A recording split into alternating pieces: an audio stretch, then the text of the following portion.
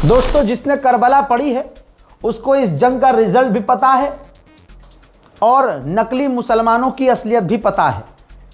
मेरे लिए शॉकिंग नहीं है कि तमाम अरब देश बिन सलमान के बाद तैयार हो गए हैं ईरान पर हमला करने के लिए। पहले सबसे बड़ा यजीद खड़ा हुआ, डोनाल्ड ट्रंप से बात करी बिन सलमान ने और लगातार बात कर रहा है। और फिर उसने जाहिर सी बात है अरब देशों को भी कहा होगा, आओ तुम भी ऐलान करो कि ईरान पर हमला करेंगे।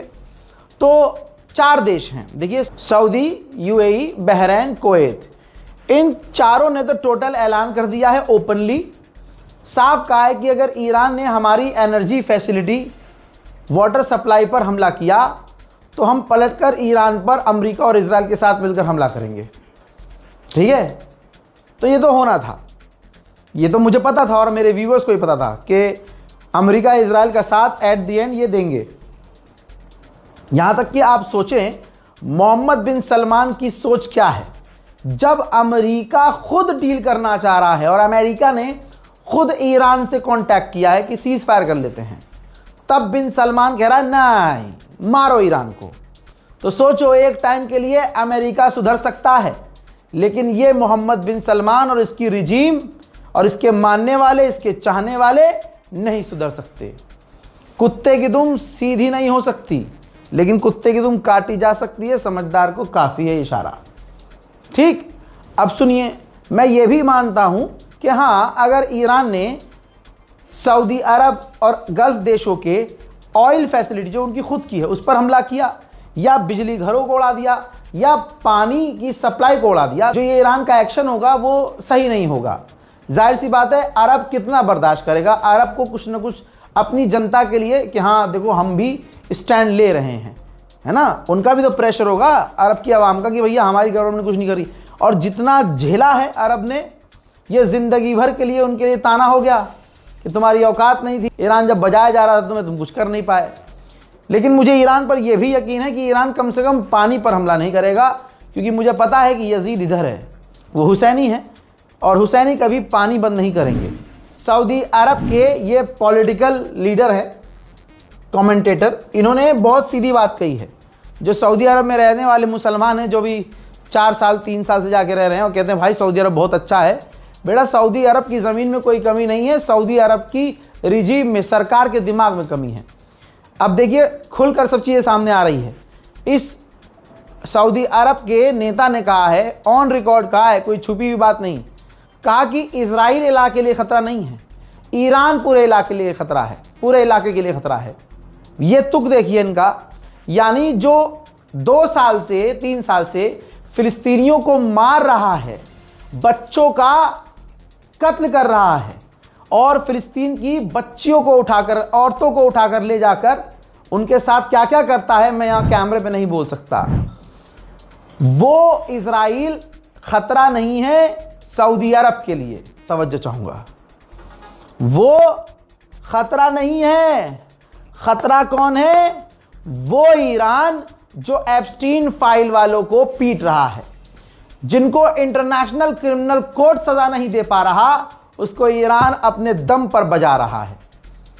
ठीक, तो सऊदी अरब की ये मेंटालिटी है कि वो, सोचो आप मुसलमानों, शिया सुन्नी मत करो, आप सोचो इंसानियत और हैवानियत बस। और देखो इंसानियत के साथ कौन खड़ा है। आप फिलिस्तीन के साथ खड़े थे अब तक, तो अब दोगलापन क्यों? फिलिस्तीन का बदला, गज्जा का बदला, एप्स्टीन फाइल का बदला, जो अंग्रेज लड़कियां जिनके साथ बचपन में गलत काम किए, इन एप्स्टीन फाइल के बुड्ढों ने, इस डोनाल्ड ट्रंप ने, और न जाने दुनिया के कितने अरबपति और कितने खतरनाक मजबूत लोगों ने, उनका बदला कौन ले रहा है? तो यहां पर तुम्हारी चोंच इसलिए बंद हो गई क्योंकि इस तरफ सऊदी अरब है, इजराइल की तरफ, तो तुम इजराइल के पीछे हो गए, सऊदी अरब के पीछे हो गए। ठीक है, कोई बात नहीं, अपने मुंह से अब अपने आप को मुसलमान मत कहना, क्योंकि तुम वो मुसलमान हो कि जब करबला होती या अहले बैत के ज़माने में या रसूल पाक के ज़माने में तुम होते, तो यकीन मानो वो तुम उन मुसलमानों में से होते जो यजीद की फ़ौज की तरफ से अहले बैत से लड़ने जाते। आज मुसलमान, वो मुसलमान जो ईरान की ग़ीबत करने में लगा है, ईरान को गलत साबित करने में लगा है, जो अरब और सऊदी अरब के नेताओं हुक्मरानों को सही ठहरा रहा है, उनके पीछे खड़ा है।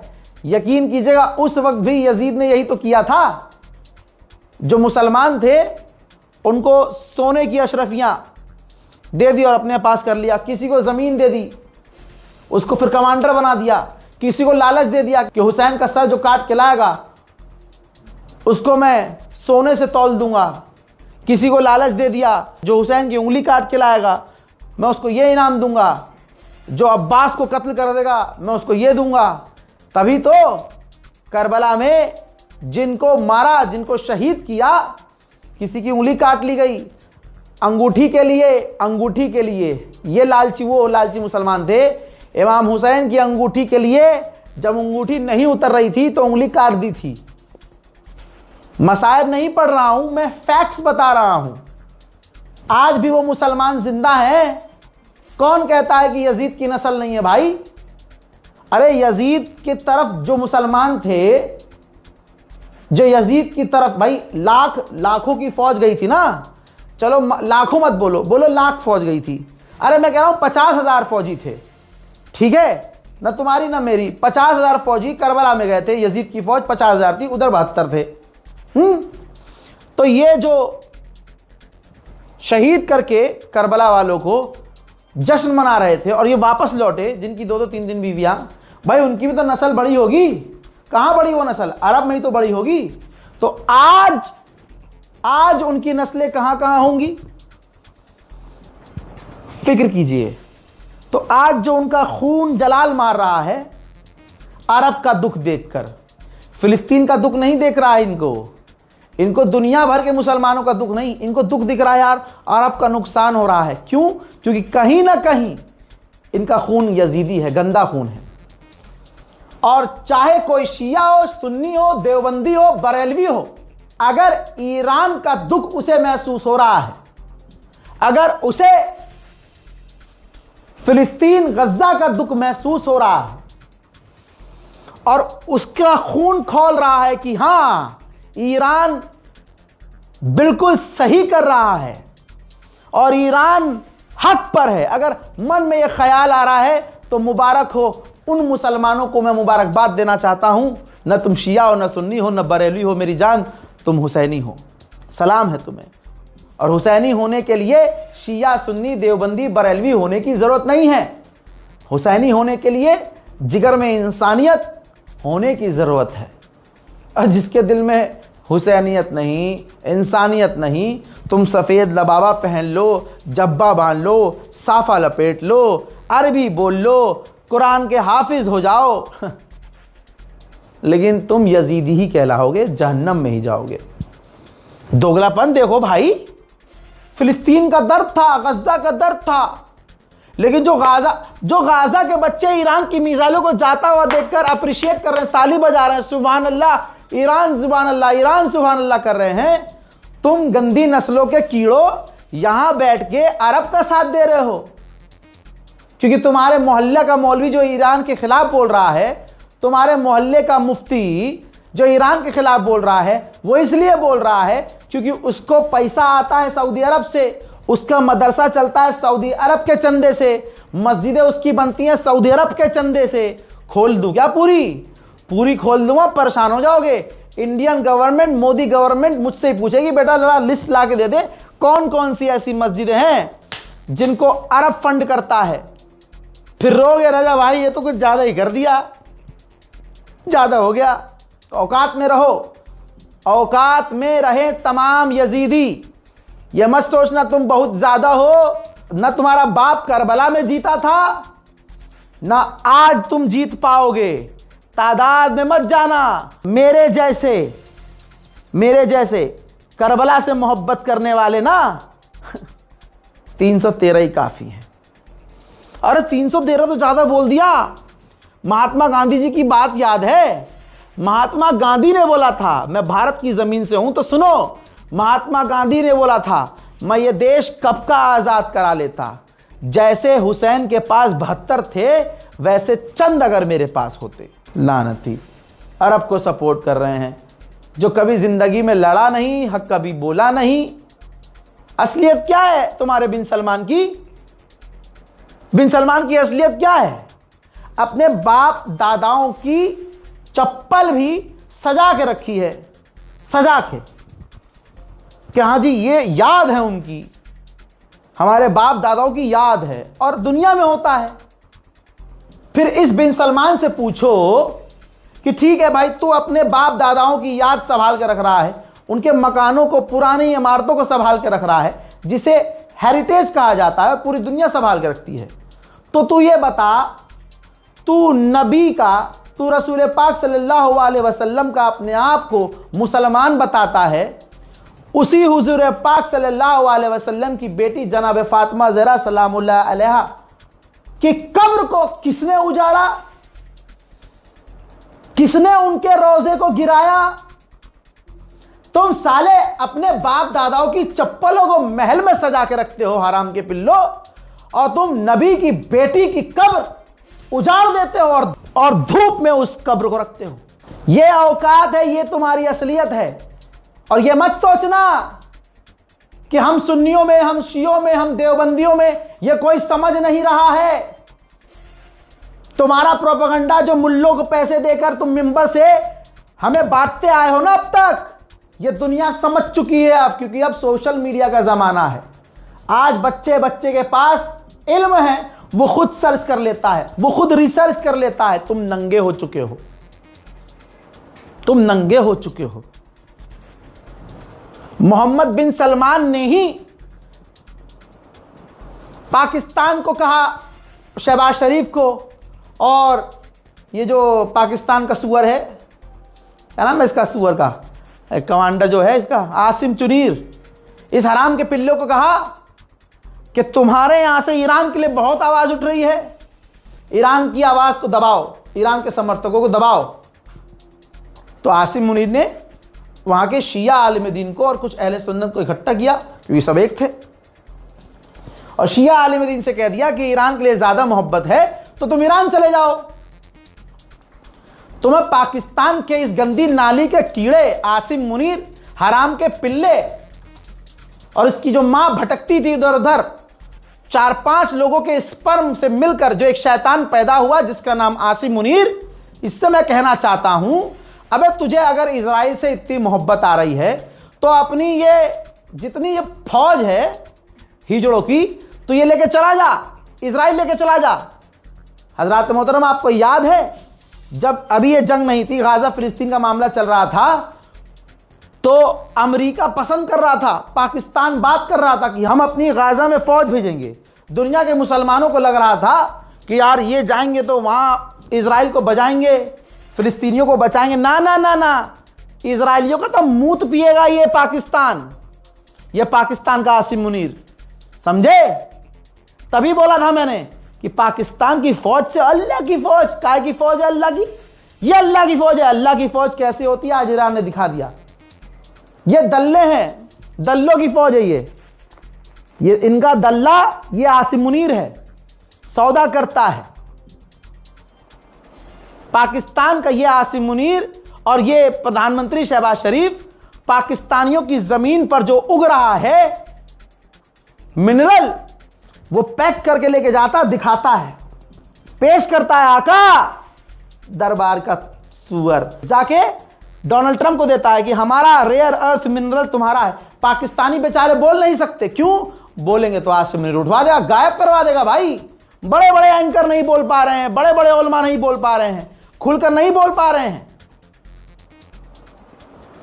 यह है पाकिस्तान का पूरा। अब इसने क्या कहा, अरब ने, सऊदी अरब ने कहा है कि अगर हमला ईरान ने हमारी फैसिलिटी पर किया तो हम पलट कर हमला करेंगे, और पाकिस्तान हमारा एलाई है, पाकिस्तान एक्टिव हो जाएगा ईरान के खिलाफ। और ये सच्चाई इस मामले में यह भी है कि डोनाल्ड ट्रंप इस जंग के बाद इतना नंगा हो चुका है कि खुद गोदी मीडिया भी इन पर भरोसा करना भी चाह रहा है, लेकिन कर नहीं पा रहा है, क्योंकि अभी साला स्टेटमेंट कुछ और देता है और आधे घंटे के बाद इसका स्टेटमेंट कुछ और होता है। जैसे इसने बड़ी खतरनाक बात कही, इसने कहा हमारी बात हो रही है बहुत अच्छे लोगों से हो रही है, ईरान में बहुत डेवलपमेंट हुई है और ईरान बहुत शिद्दत से डील करना चाहता है। फैक्ट यह है जो पूरी दुनिया के बच्चे को पता है कि जंग से पूरी तरह से थक गया है डोनाल्ड ट्रंप। डोनाल्ड ट्रंप ने ही ईरान को कॉल करवाया, डोनाल्ड ट्रंप ने ही तमाम अरबों से कहा, एलाइज से कहा कि मेरी कोई जंग रुकवा दो। सारी दुनिया की तो मैंने रुकवाई, लेकिन मेरी कोई नहीं रुकवा रहा है। यह सच्चाई है। और ये क्या, इसी बात पर, इसी स्टेटमेंट पर ईरान को कसम खुदा की डील रद्द कर देनी चाहिए, कोई डील नहीं होगी। फिलहाल भारत के वक्त के मुताबिक रात के 9 बजे से रात 2-2:30 बजे तक शांति रही है। ये पूरे 20-22 दिन में इतनी शांति इस टाइम कभी नहीं होती थी। ये शांति इसलिए लोग कह रहे हैं ना, 4 घंटे में अपडेट दे रहे हो, 5 घंटे में, इसलिए लेट अपडेट दे रहे हैं क्योंकि बातचीत चल रही है, दोनों के बीच बातचीत चल रही है। तो ऐसी ज्यादा डेवलपमेंट और अटैक्स नहीं हो रहे हैं। लेकिन ईरान कर रहा है, ईरान कर रहा है। अमेरिका नहीं चाहता कि ईरान भड़क जाए और ईरान इजराइल को पेल रहा है। बल्कि ईरान ने अभी कुछ देर पहले इजराइल पर मिसाइल दागी और एक बार फिर से, जबकि 1-2 मिसाइल दागी तो 1-2 तो रोक लेता था इजराइल, लेकिन यह साफ दिखा कि ईरान की मिसाइल गई और इजराइल का एयर डिफेंस सिस्टम रॉकेट छोड़ता है, लेकिन ईरान के रॉकेट को, मिसाइल को नहीं रोक पाता है। इजराइल का एयर डिफेंस सिस्टम फेल होता है और इजराइल में वो मिसाइलें गिरती हैं। मुलाजा फरमाइए। זמן לא עברו פה כטב"מים.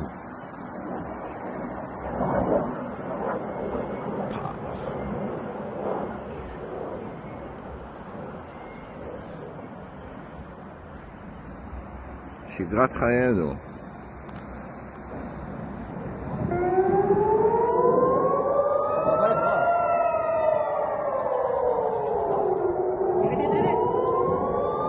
אוי, תפס אותו.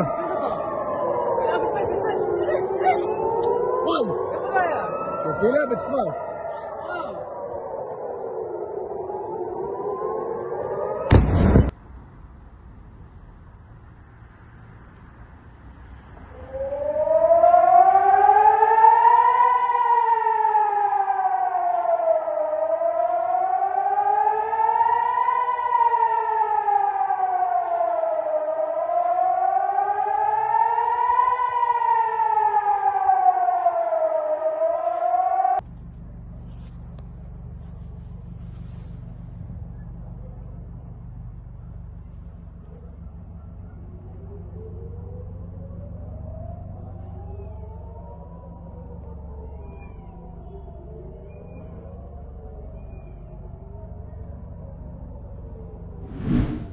मैं ईरान और ईरान के समर्थकों तक यह आवाज पहुंचाना चाहता हूं कि अमेरिका से बात मत कीजिए, यह दोबारा जाल फेंक रहा है।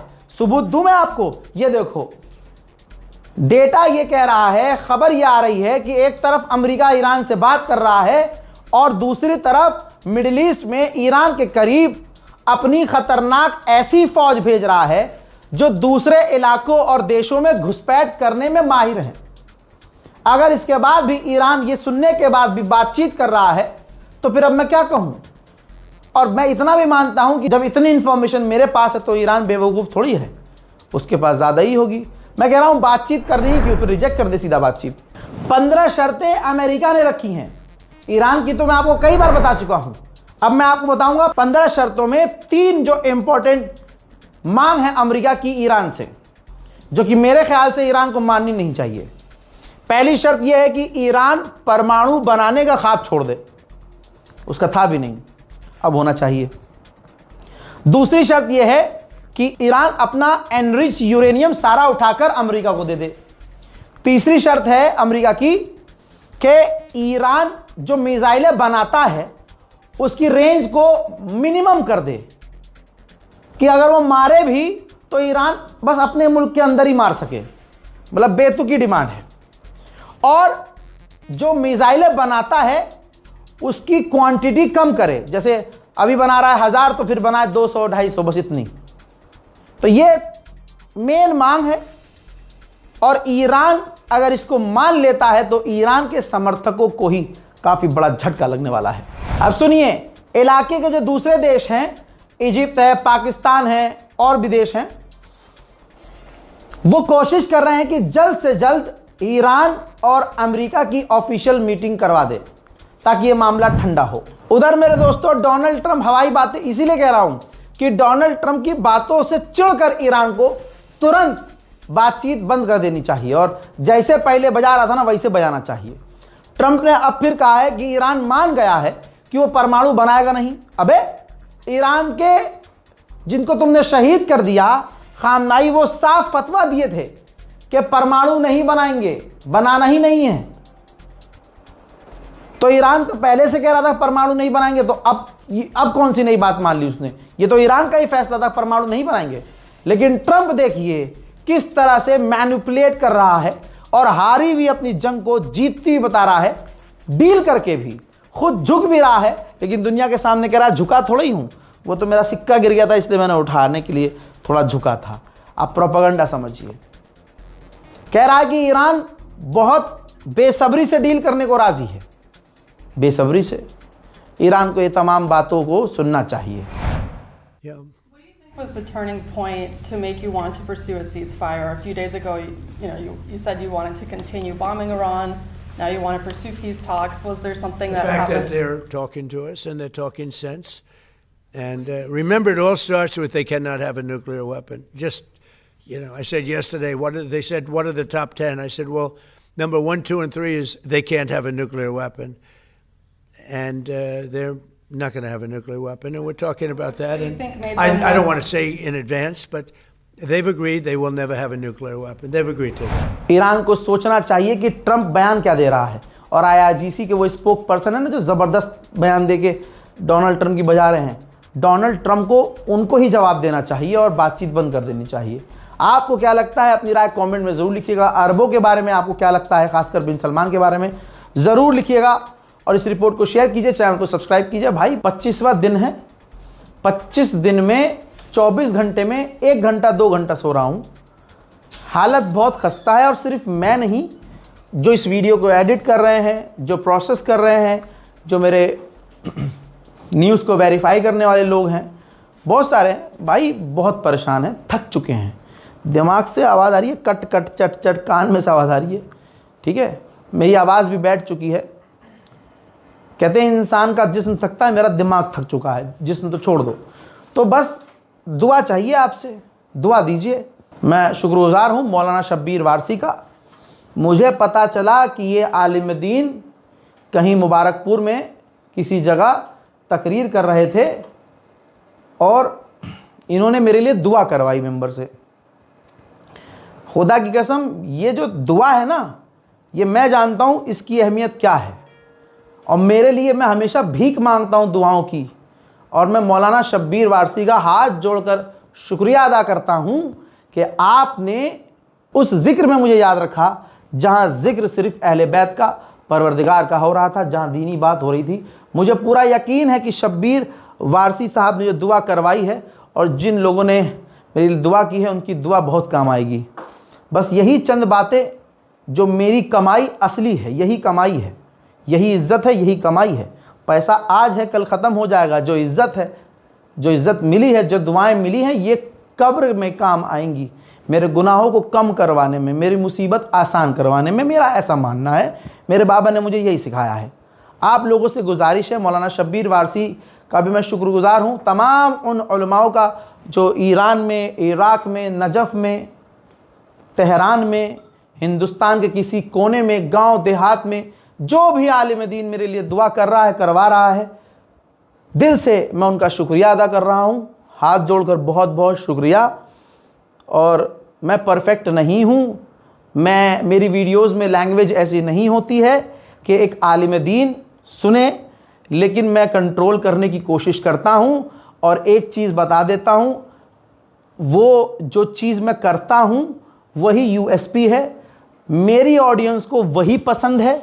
वरना आप देखिए, जिस दिन मैं अंधभक्तों को ये सब करना, मतलब अगर मैं मोदी सरकार को रोस्ट करूं तो मज़ा आता है लोगों को, लेकिन मैं किसी और को रोस्ट कर दूं तो बुरा लगता है लोगों को। तो ये डबल फेस, और मेरा जो तरीका है वही तरीका है। लेकिन फिर भी इस पूरी जंग में जो पुराने देखने वाले हैं वो गवाही देंगे इस बात की कि मैंने कितना कंट्रोल किया है, कितना मैंने अपनी ज़बान पर काबू किया। और इंशाअल्लाह उलमाओं का साथ रहा, दुआएं रहीं, तो और भी चीज़ों में आप इम्प्रूवमेंट देखेंगे। वस्सलाम, जय हिंद।